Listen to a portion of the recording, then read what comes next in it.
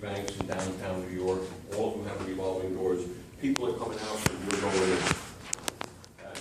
Well, more comes out than goes in. Now, unsaid, I think in your textbook and any explanation,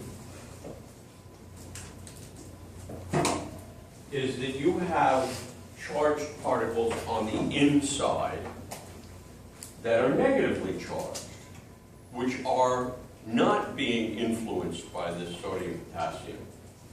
And which now, if I put 3 pluses out and 2 pluses in, I have an extra plus out, but I also have an unbalanced negative in. So that every time we start this pump,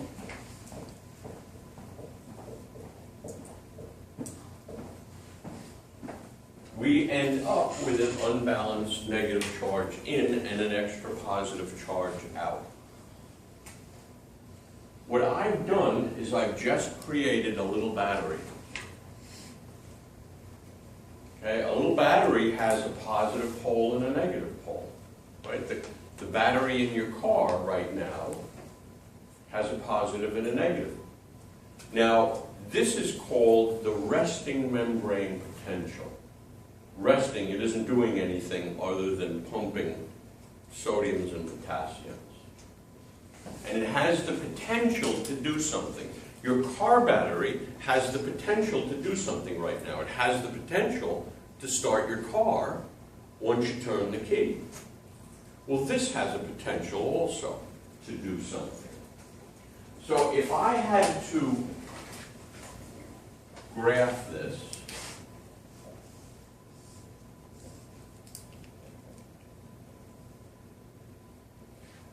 and I'm going to graph it in terms of millivoltage versus time, we're starting out down here as where the cell is in negative territory.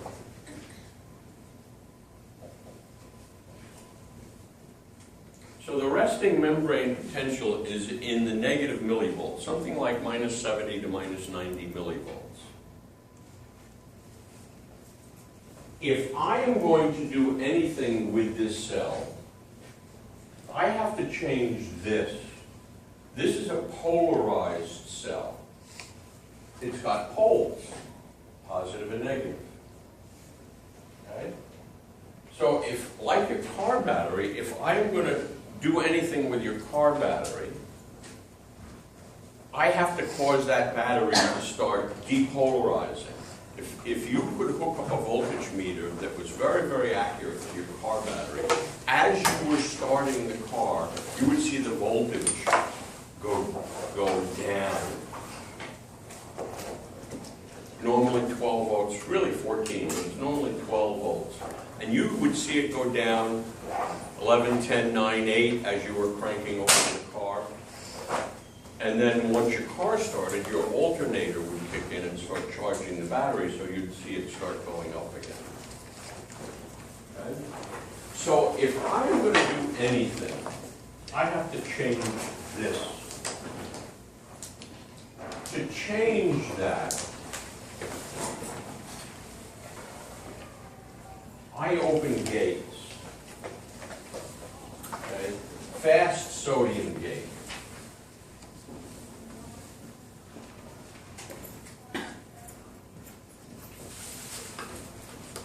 And sodium start rushing in.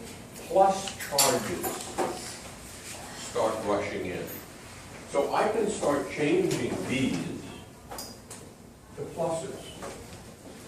As I do, this starts going in that direction.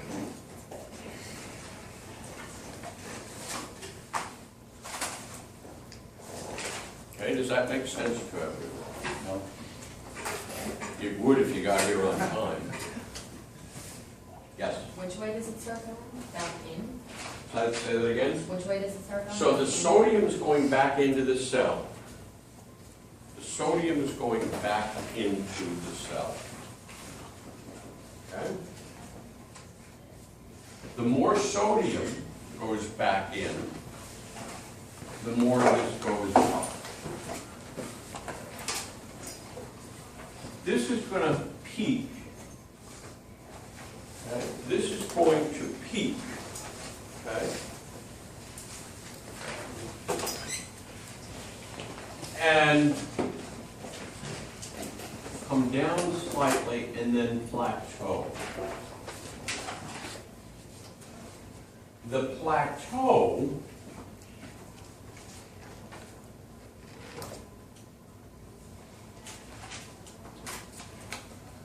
is calcium rushing in. Okay? It's plateauing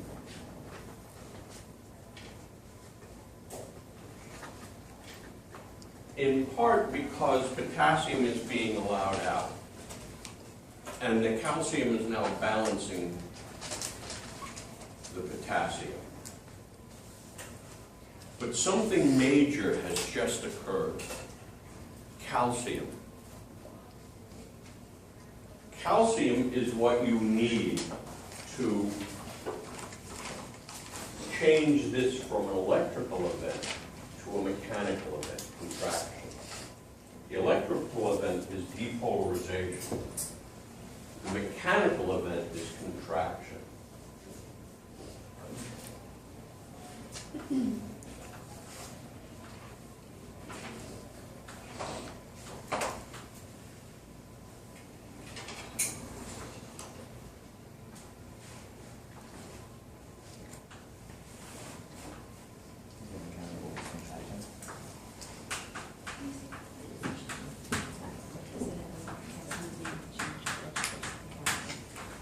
You have two myofilaments in skeletal muscle, and you have two myofilaments in cardiac muscle. Actin, which is thin, and myosin, which is thick. okay? So you have alternating light and dark bands. The light bands is actin, which is thin. And the dark band is myosin, which is thick. So you have alternating light and dark bands. Okay? Now, myosin wants to bind with actin. And if myosin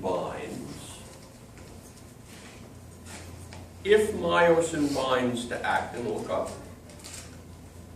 myosin will twitch.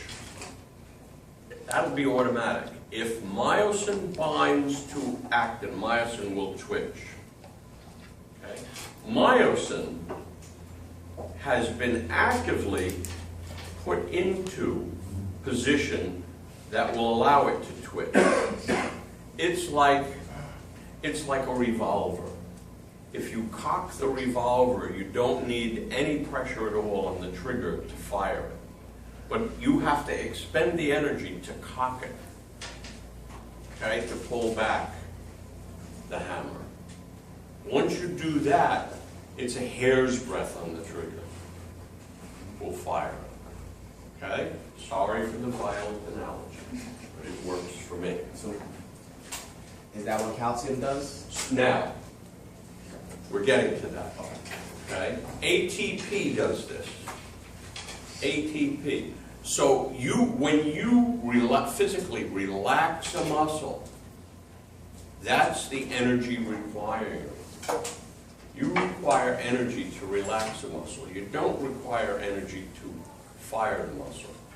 You require energy to relax it. Now it's in position to fire.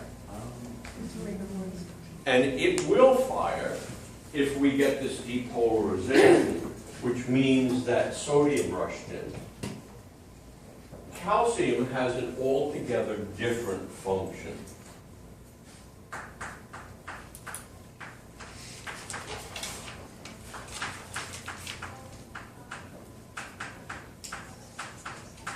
Actin physically consists of F-actin and two other molecules, troponin, which is attached to tropomyosin, which covers the binding site. on actin for myosin.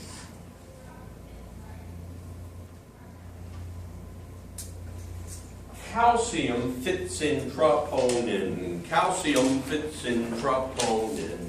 Calcium fits in troponin. Okay? And what do you know? Calcium fits in it. Okay? Once calcium fits in troponin,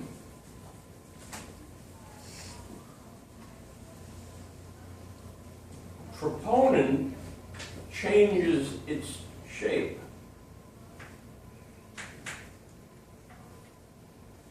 Pulling tropomyosin off of the binding site. Myosin can now bind to actin. If it binds, it twitches. Okay? Everybody with me so far? So calcium is the binding factor. So calcium changes the conformation of troponin, allowing myosin to bind to actin. Got it?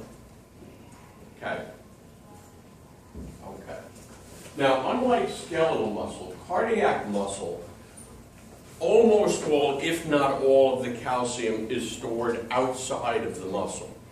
Skeletal muscle, we had the sarcoplasmic reticulum, which stored calcium inside the cell. In cardiac muscle cell, we have the calcium stored outside of the muscle. So another reason why you look at blood levels of calcium when you get a blood test, and another reason why you've got calcitonin and parathyroid hormone to carefully regulate your extracellular levels of calcium, your blood levels of calcium. Okay? Because without calcium, your heart's not going to contract. Okay? So, the more calcium that rushes in, the more binding sites are exposed. And the stronger the twitch, okay? This is not as strong as this. This, only one of them. If I really try, I can pull it apart. But this, I can really try. I can't pull it apart. The more calcium that binds to the more calcium that binds to troponin, the more myosin binds to actin, the stronger the force of contraction. Okay? So we have, you know, as part of controlling blood pressure, we have drugs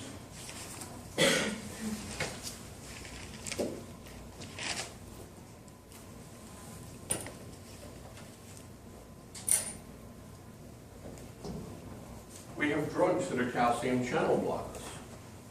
We prevent calcium from physically getting into the heart. Okay? And if less calcium gets in, then less myosin binds to actin, less force of contraction, less blood pressure. Question? This might be a silly question, but is that occurring on the membrane of the sodium potassium box? Is that occurring? On the like, is that what's happening? Like, did you just bring what's happening with the calcium over there on the sideboard? That's Okay, so this is going inside the cell, and this is occurring inside the cell. Okay, if I had to draw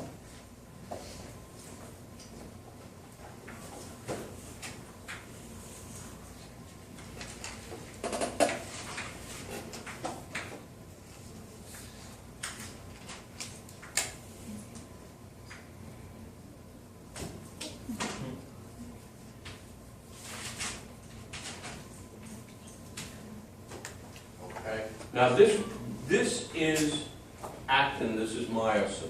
This would be attached to a Z line, this would be attached to an M line. All of this and all of this would be anchored to the cell membrane. Okay, and this would be throughout the cell. This wouldn't just be this. There'd be another one and another one and another one and another one and another one.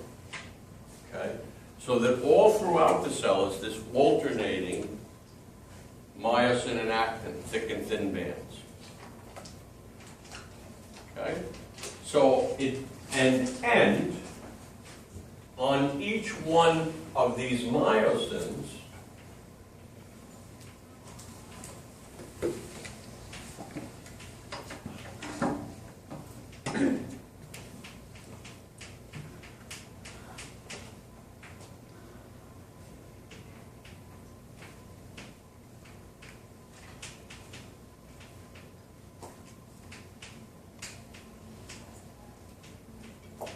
on each one of these myosins would be multiple myosin heads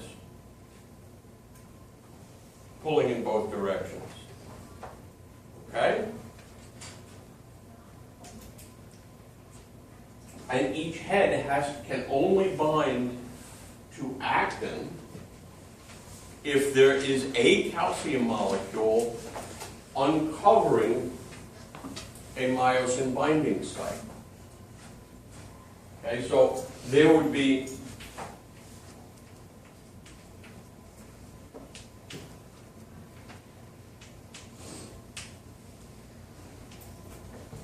another one right next to it, and another, and another, and another. Okay? Everybody with me? You lost me at sodium. Okay? When sodium rushes in, once enough sodium gets in the cell at the trigger point, that causes calcium channels to open. Okay? Now, calcium channels open as potassium channels open. Okay? Or just slightly afterwards, so we get a peak, then calcium starts rushing in, then calcium balances potassium. And we get this plateau. So we get this contraction period. Okay. Now, potassium keeps rushing out. All the calcium's gone in, but potassium keeps rushing out. We start to repolarize. We start to repolarize. As we start to repolarize,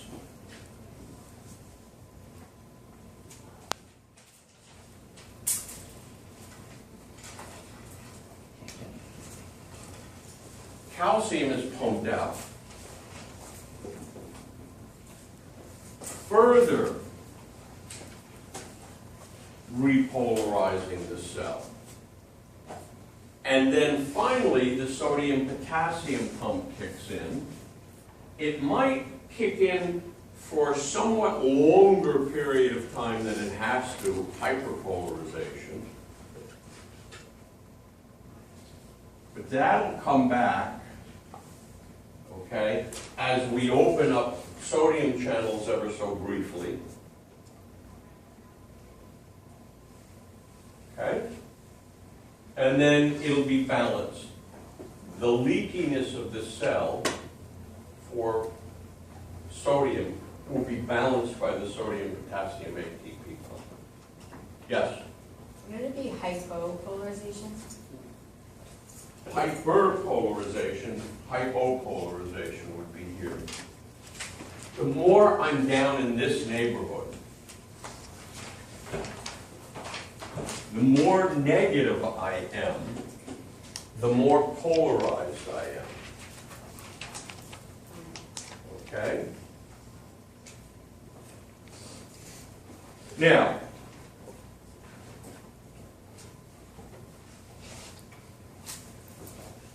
this is the electrical event.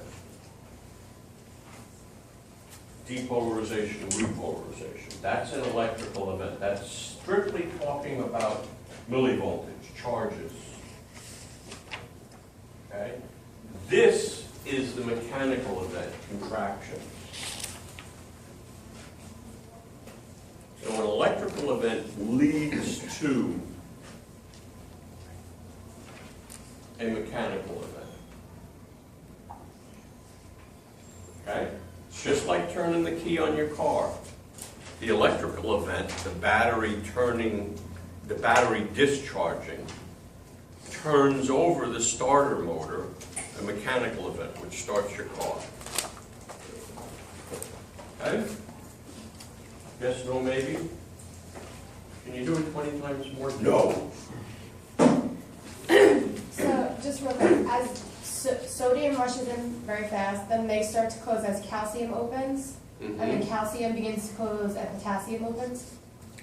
Yes. Okay. Okay? Sodium rushes in, potassium rushes out. That's what it's all about. Okay? Okay? Excuse me, you said about the triggering point when the sodium. As you depolarize, you may reach a point, the trigger point, which causes the opening of calcium channels. As calcium rushes in, it fits in troponin. Troponin physically changes shape as a result of that interaction, pulling tropomyosin off of the binding site of myosin on actin. That's repolarization. Now, repolarization is starting back down. That's when the sodium starts to go. That's when the potassium continues to rush out. Okay, and is unbalanced by calcium now. And So at this point, we would close over this channel. Okay, and then we would physically start pumping calcium back out of the cell, which would also contribute to repolarization. At some point, though, we've got a problem, because we've got sodium in and potassium out, and we need potassium in and sodium out. So then we have to kick in the pump again. Did we just have an aha moment? No, you lost me when you said autorhythmicity. And the hyperpolarization. And the hyperpolarization. Hyperpolarization is overshoot. We went beyond where we needed to go.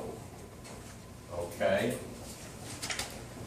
In order to get all the sodium and potassium where it's supposed to be, okay, we went a little beyond. And then we'll get back to where we need to be by opening some channels again. Okay? Okay? So, let's go to McDonald's. We all get more sodium than we need. We need 1,600 milligrams and we get about 4,800 milligrams a day. Thank goodness we have kidneys. Okay? We need 4,800 milligrams of potassium and we get 1,800 milligrams. Okay? 8 bananas a day is what it would take. 8 bananas a day is what it would take.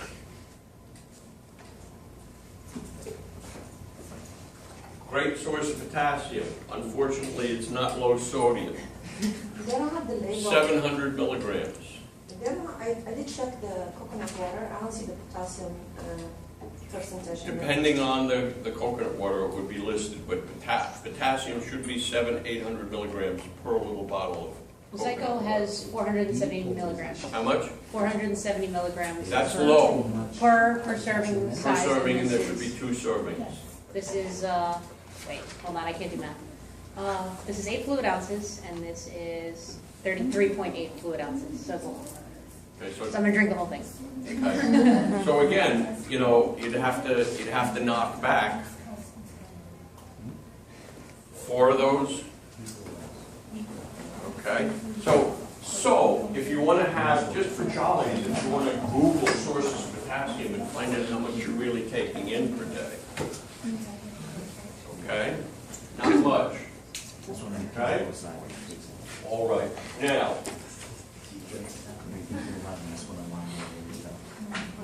Wait, so how many milligrams of potassium do we need a day? say that How again. many milligrams of potassium do we need a day? 4,800. 1800 is so cheap. This is half. If I drink the whole thing, that's half. Can't be. No, it's like, okay, so 8 fluid ounces times about 500 milligrams, right? And this is 33, I rounded down. So, 30 4, it's 4. There's 4 of those. And then 4 times 3. That's It's half. 1,600. That's still not enough. That's still not enough. I have to drink like, what, 3 You of got these? 3 of those A day? a day. Are you serious? I'm gonna be peeing forever. I'm never serious. Okay, so yeah, 3 of those a day you have to drink. No, that, the concept This is is a liter. That's a lot. This is a liter. Well, on that, and again, there's coconut water has coconut.